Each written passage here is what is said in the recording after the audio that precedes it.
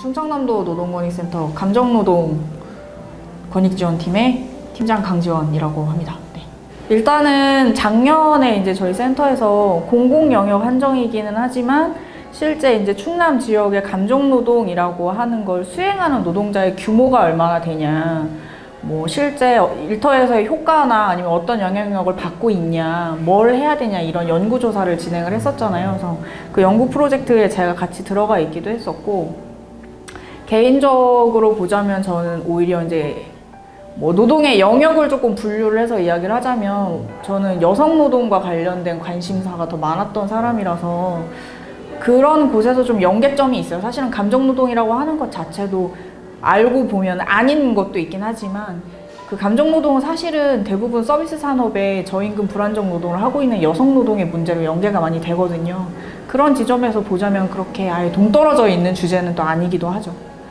그래서 거기에 연계점을 두고 올해 이제 감정노동과 관련된 사업을 신설을 하게 되니 거기 전담으로 일을 해보는 게 어떨까라는 제안이 있었고 해보겠다라고 했죠. 아는 건 없지만 배워가면서 해보겠다, 이렇게 시작을 하게 된 거죠.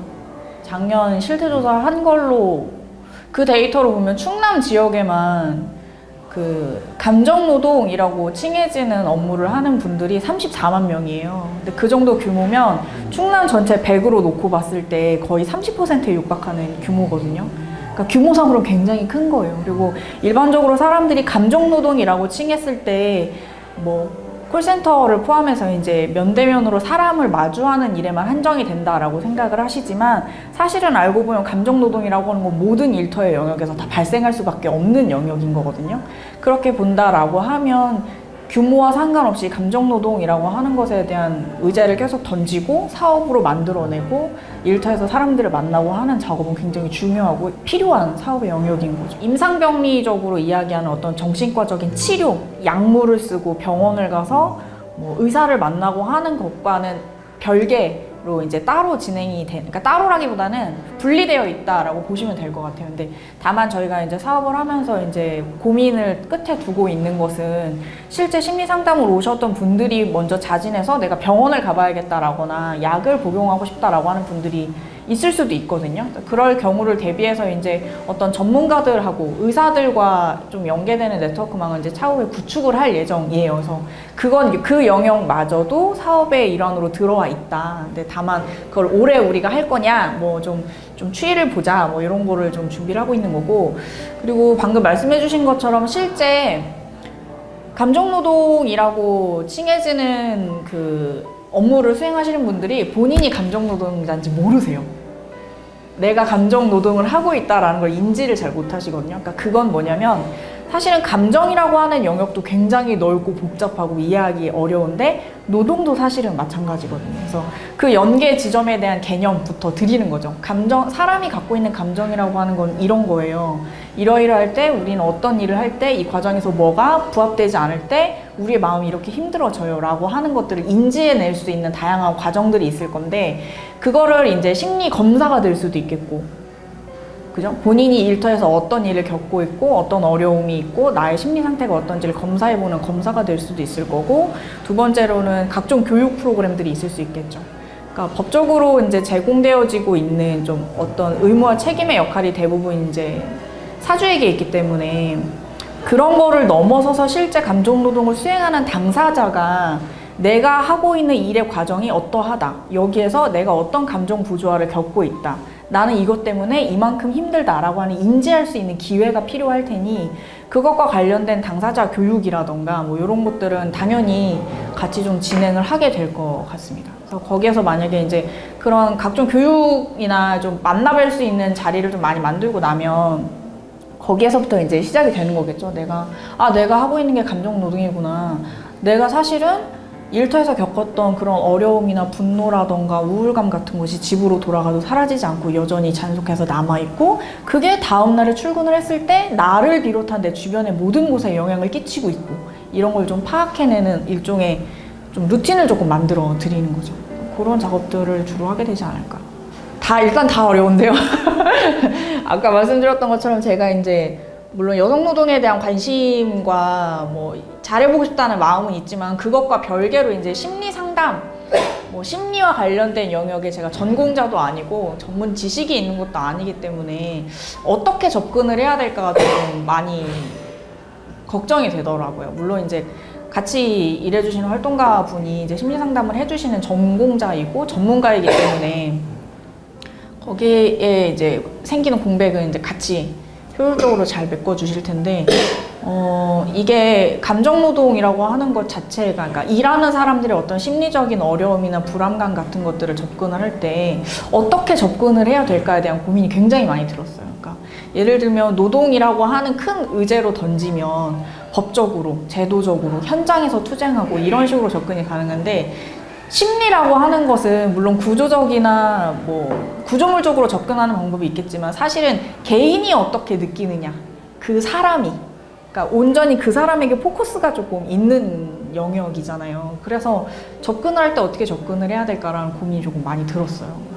그래서 그러다 보니까 이제 사업에 대한 계획을 준비를 할 때도 예를 들면 그런 거죠. 지금 저희가 가지고 있는 뭐 이미지 자료 같은 것들이 굉장히 딱딱하고 어쩌면 각지고 뭐 이런 것일 수 있는데, 실제 우리가 만나려고 하는 사람들, 그 사람들의 심리적인 상태를 고려를 했을 때 마주할 수 있는 장벽을 낮추고, 왜냐면 이 과정 자체가 자기의 속내를 조금 보이고 싶지 않은 것을 보여내는 과정일 수도 있기 때문에 접근성도 조금 높이고 장벽도 낮추고 이런 방법을 많이 찾아보자, 이렇게 해석을 했었었죠. 처음 스타트하는 일이라서 유의 깊게 보는 곳들이 더 많을 거예요. 특히나 이제 이게 이 활동의 스타트가 도에서 나온 예산과 자원을 가지고 시작을 하는 것이기 때문에 당연히 도에서는 뭐 그 예산을 가지고 얼마나 잘 썼어, 얼마나 많은 규모의 노동자를 만났어, 얼마나 효과를 냈어에 대한 압박이 있을 수밖에 없다고 생각을 하거든요. 근데 그거를 어떻게 소화를 할까에 대한 고민이 늘 있고, 다만 한 가지 갖고 있는 생각은 아까 기준에 대해서 말씀을 하셨잖아요. 누구의 기준으로 이 사업이 잘 되었냐, 효과가 있었냐를 판단을 할 때 그 기준을 누구 하나의 기준으로 두지 않고 이 일을 수행하고 있는 우리의 기준에 맞춰서 평가를 할 수 있게 만들어야겠다라는 생각이 있는 거예요. 그래서 예를 들면 도나 뭐 어디 관의 입장에 봤을 때는 연간 만나야 되는 막 노동자 수가 막 100명, 200명으로 쳤을 때 이걸 잘했다라고 평가할 수 있지만, 사실은 감정노동이라고 하는 어떤 노동자의 정신건강 일반에 대한 문제를 다루려고 할 때 그게 절대적인 수치로 평가될 수 있는 게 아니잖아요. 그러니까 인원수는 200명, 300명을 만났지만 실제 이 사업으로 마주했던 노동자들이 본인의 문제를 인지하는, 혹은 그걸 해결하고자 하는, 그리고 최종적으로 나를 중심으로 내 주변의 변화를 다시 느끼는 그런 분들이 뭐 10명밖에 안 됐다. 그러면 그건 되게 의미 없는 사업이 되는 거죠. 규모만 200명, 300명이면 뭐 하겠어요. 그래서 그런 그러니까 우리가 하고자 하는 일의 원인, 이유, 그리고 그거 효과를 뭘로 가져갈까에 대한 고민을 계속 가져가면서 규모에 치중되지 않으려고 그런 고민들을 많이 하고 있죠.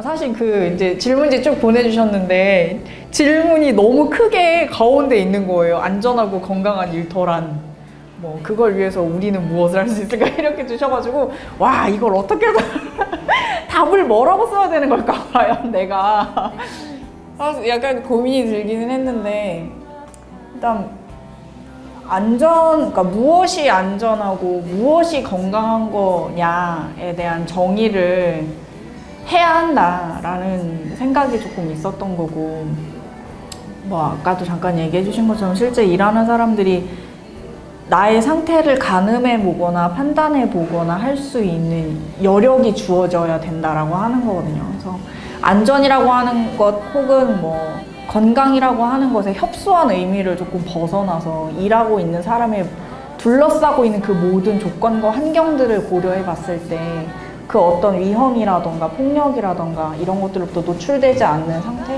그런 것들을 안전과 건강이라고 본다라고 하면 사실 해야 될 일이라고 하는 영역이라고 하는 것도 굉장히 넓어지는 거죠. 단순하게는 일터에서 안전장비를 그냥 챙겨주는 그런 것일 수도 있겠지만, 더 넓게는 일하는 사람들이 본인의 어떤 위험에 노출되지 않도록 이제 법적으로, 제도적으로, 정책적으로 지지해주고, 만약에 위험 상황이 발생했을 때 적극적으로 그들을 보호해주는 것들을 벗어나는 것, 그러니까 그걸 넘어서서 일하는 사람들이 내가 인간으로서의 존중받고 충분히 나의 삶을 영위하면서 살아갈 수 있는 환경을 제공해 주는 것, 그 모든 것을 우리가 안전하고 건강한 일터다라고 이렇게 볼 수 있지 않을까라고 저는 이제 넓게 본 거죠. 고립되지 않는 일터요. 고립되거나 외로워지지 않는 일터, 소외받지 않는 일터라고 저는 생각을 하죠. 그러니까 그 외로움이라고 하는 것에 범위를 협소하게 두지 않고, 그러니까 외롭다라고 하는 것은 그냥 혼자 있기 때문이라고 하는 게 아니라 되게 배제되어 있는 영역인 거거든요. 어디에 속해 있지 못하고 땅에 발을 어딘가 이렇게 밀접해서 이렇게 내가 지지받고 있지 못하다라고 하는 느낌을 받는 것, 그런 것을 외로움이라고 둔다라고 하면 실제 감정노동에서의 안전이라고 하는 것은 그렇게 혼자 노동자가 고립되거나 소외받거나 아니면 붕 떠 있까 어디 기반을 두고 있지 못하다라고 하는 느낌을 받으면 그거는 이제 안전하지 못한 일터, 건강하지 못한 일터라고 저는 생각을 해요.